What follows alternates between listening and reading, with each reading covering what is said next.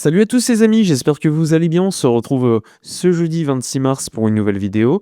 N'hésitez pas à mettre un petit like, à booster la vidéo, à commenter, partager, abonnez-vous sur ma chaîne Twitch. On se retrouvera d'ailleurs ce soir en live aux alentours de 19h30, 20h. Donc soyez présents pour évoquer toute l'actu du Barça parce qu'il y a beaucoup de choses à dire. N'hésitez pas non plus à me rejoindre sur ma chaîne entre guillemets Twitter, mais également sur mon Instagram. Tous les détails sont en description. Dans cette vidéo, on va parler de beaucoup de choses. On va parler du fair play financier en Liga. Est-ce que le Barça peut faire un mercato comme on peut l'imaginer? Parce que je ne sais pas si vous avez vu ma vidéo d'hier, mais on a parlé de Bastoni, de Julian Alvarez et d'autres noms, avec des incompatibilités sur certains deals. Donc on va en parler une nouvelle fois dans cette vidéo, beaucoup plus précisément. Bref, n'hésitez pas avant de commencer, je le rappelle, à liker, abonnez-vous comme d'habitude. N'hésitez pas à partager la chaîne à plein d'amis. L'objectif, c'est d'avoir une communauté qui grandit chaque jour et je tiens à vous remercier pour ça. Alors c'est parti, on y va. Alors on débute. Alors je tiens à le rappeler, en Espagne, il y a le fair play financier de la Liga.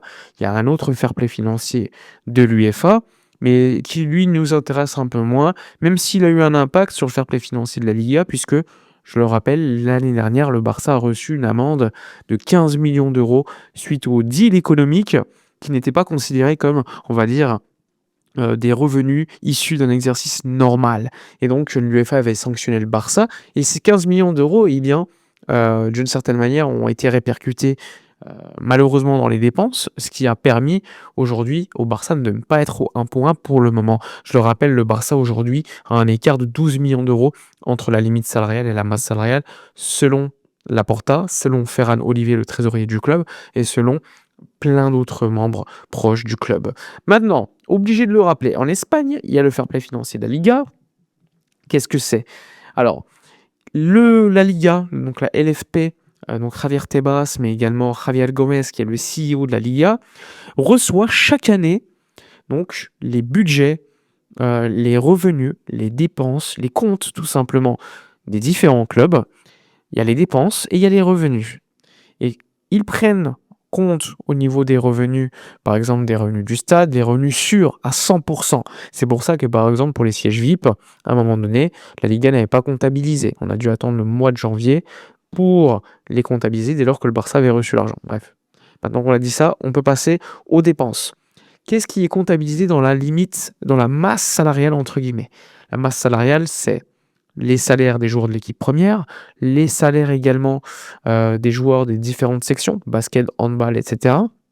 Les amortissements annuels de transfert, et sans oublier les primes à la signature, et ensuite des petites dépenses au niveau des cotisations sociales. Une fois qu'on a dit ça, grâce à un certain calcul qu'on ne connaît pas, la Liga fixe une limite salariale que chaque club espagnol ne doit pas dépasser. Et si tu le dépasses, eh bien tu ne peux pas recruter comme tu l'entends. Tu peux recruter, mais tu es limité. Chaque départ, tu ne peux pas utiliser l'argent en sa totalité pour le réinvestir. Tu peux réinvestir entre 20 et 60% selon les cas. Maintenant que j'ai dit ça, le Barça est dans quelle situation? Le Barça, aujourd'hui, selon les différentes rumeurs et les différentes confirmations officielles, on parle d'un écart de 12 millions d'euros, qui est un écart qui se base, je le rappelle, sur un budget prévisionnel avec une arrivée en quart de finale de Ligue des Champions. Donc forcément, si tu vas beaucoup plus loin, tu as des revenus qui n'étaient pas prévus, qui augmentent les revenus par rapport au budget. Donc ça te permet éventuellement de réduire ce fameux écart. Après, tu peux te dire que peut-être dans le budget, il y avait des revenus qui ne sont pas arrivés. Donc ça peut également compenser. Donc, difficile de le dire, mais en tout cas, aujourd'hui, selon les différentes rumeurs, on a 12 millions d'euros d'écart. Mais est-ce que ça nous renseigne sur la situation de l'été prochain? Eh bien, pas forcément, parce que l'été prochain, vous le savez, il y aura un nouveau budget qui sera corrélé à ce qui va se passer lors de la saison 2026-2027. Mais pourquoi, personnellement, je pense que le Barça pourra être sur le mercato de manière tranquille, quasiment normale en fait? Eh bien, parce que déjà, le Barça aura la pleine mesure de Spotify Camp Nou, avec au minimum 62 000 personnes, jusqu'à, par moment peut-être, en plein milieu de la saison, peut-être 80 000, 90 000 personnes, voire plus. Je pense que le troisième étage sera terminé aux alentours du mois de janvier et ouvrira au fur et à mesure. Mais ça sera des revenus supplémentaires. Je le rappelle, qui dit budget élevé, dit limite salariale élevée, dit dépenses salariales plus élevées. Et comme vous le savez, dans les dépenses salariales, il y a également l'amortissement des transferts. Ensuite, une fois que j'ai dit ça, le Barça, grâce à ce qu'on a pu savoir, budgétise normalement à partir de la saison prochaine aux alentours des 1,2 milliard de revenus, ce qui est énorme. On sait que le Barça aujourd'hui a une masse salariale avec toutes les sections, la masse salariale non inscrite aussi, etc. 565 millions d'euros, ce qui est énorme. Mais quand tu le mets par rapport au ratio des revenus totaux, bah, ça reste aux alentours de 54%, ce qui est largement acceptable. Maintenant que j'ai dit ça, pourquoi l'été prochain je suis super confiant? Je voulais parler des revenus du stade, le budget qui va être super élevé.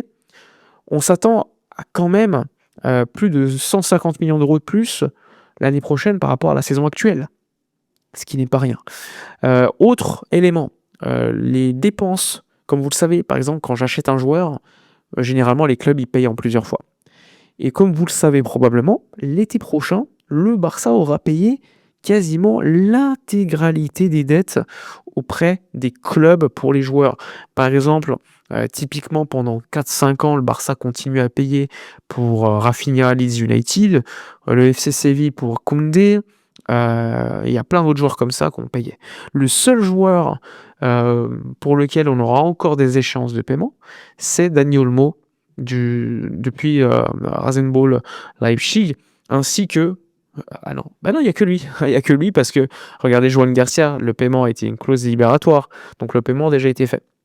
Donc au niveau des dettes auprès des clubs, l'été prochain, il y aura plus qu'environ 20 millions d'euros à payer pour Olmo sur 2 années. Donc en termes de trésorerie, tu auras une certaine tranquillité par rapport à des années où tu devais payer à limite 150 millions d'euros pour respecter tes échéances. Pourquoi le Barça a quasiment plus d'échéances de paiement?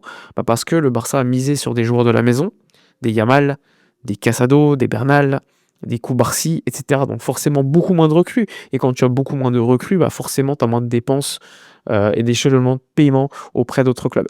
Donc déjà, tu auras moins de tension sur ta trésorerie par rapport à d'autres années. Alors, ça peut avoir un impact sur la dette nette, parce que qui dit grande trésorerie dit dette nette moins élevée. C'est pour ça que par exemple Ferran Olivet, il y a quelques jours, expliquait en interview que la dette du Barça va continuer de baisser.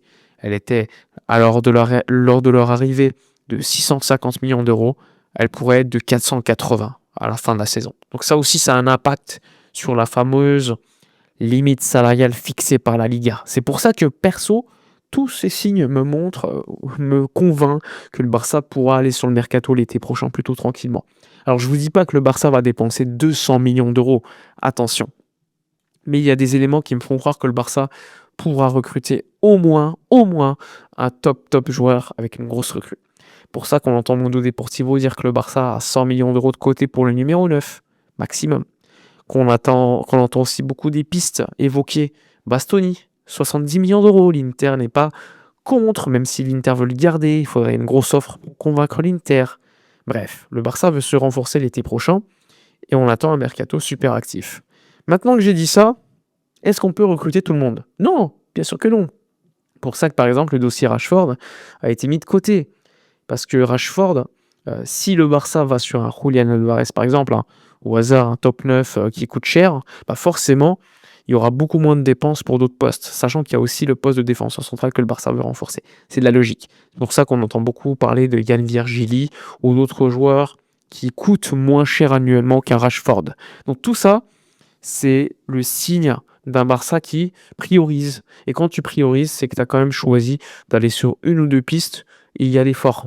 Et avec les autres pistes, y aller beaucoup moins fort. C'est pour ça que j'entends beaucoup de gens dire « Mais le Barça ne peut pas recruter Cancelo alors qu'ils veulent Alvarez, c'est impossible. » Bah non, c'est pour ça que je vous l'explique. C'est pas parce que le Barça décide de ne pas payer 15 millions d'euros pour Cancelo qu'ils ne pourront pas aller sur Julian Alvarez.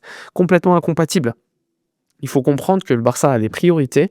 C'est pas parce que le Barça peut dépenser 100 millions d'euros sur un 9 qu'ils veulent pour autant dépenser 15 sur Cancelo.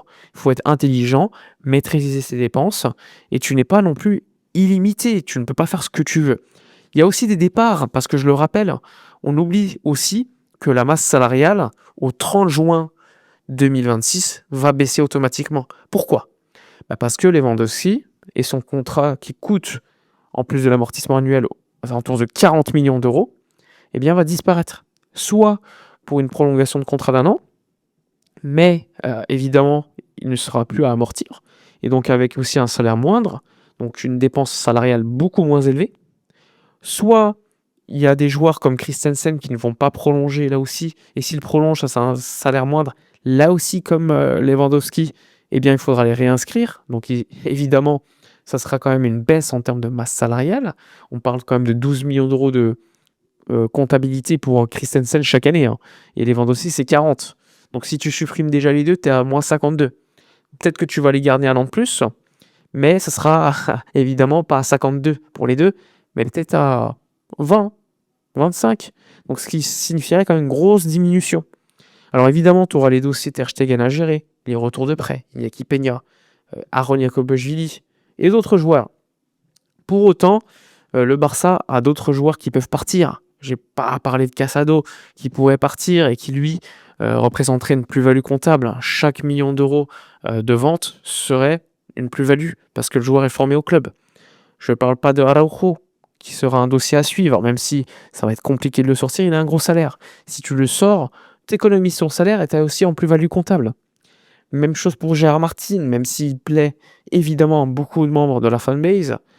Quid de son contrat? Est-ce qu'il va prolonger? Est-ce qu'il va partir? Là aussi, il faudra voir. Quid de Dani Olmo? Quid d'autres joueurs qui sont prêtés, comme je vous l'ai dit, qui peuvent apporter de l'argent? Bref, il y a beaucoup de choses à gérer. Il y a le dossier Ferran Torres. Et il y a des joueurs qui, pour l'instant, on pourrait croire qu'ils vont rester, mais peut-être qu'ils vont partir. En bref, il y a beaucoup de joueurs qui ne sont pas, on va dire, certains de rester, qui pourraient partir et apporter aussi tantôt une économie de salaire, tantôt une plus-value comptable importante. L'objectif étant de creuser la ligne entre la limite salariale et la masse salariale au niveau positif. Et dès lors qu'elle est suffisamment positive, eh bien, tu peux recruter comme tu veux. Alors, maintenant, Sofiane, réponds-nous. Est-ce qu'on peut signer Alvarez et Bastoni en même temps? Alors, personnellement, je l'ai déjà dit plusieurs fois, c'est possible dans le cas où tu as des ventes quand même importantes, où tu as un Lewandowski qui part, où tu as un Christensen qui part.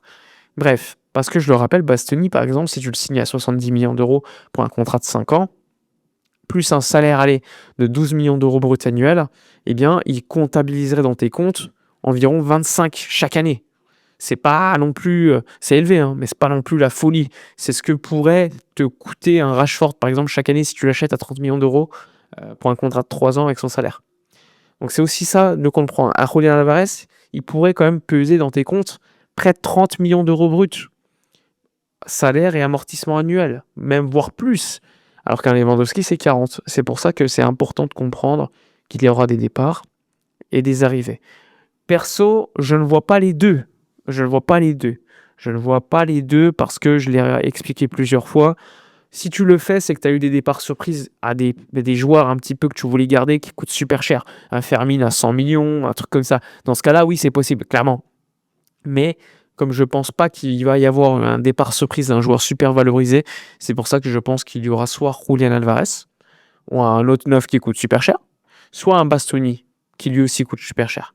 Je pense que ce sera l'un des deux. Je peux me tromper parce que, comme je vous l'ai dit, je vais dans l'optique que le Barça ne va pas vendre un joueur cher. Mais si le Barça réussit cet objectif, se débarrasse de gros salaires, un Araujo, un Ter Stegen, ou d'autres joueurs au fur et à mesure, eh bien dans ce cas-là, tout sera possible.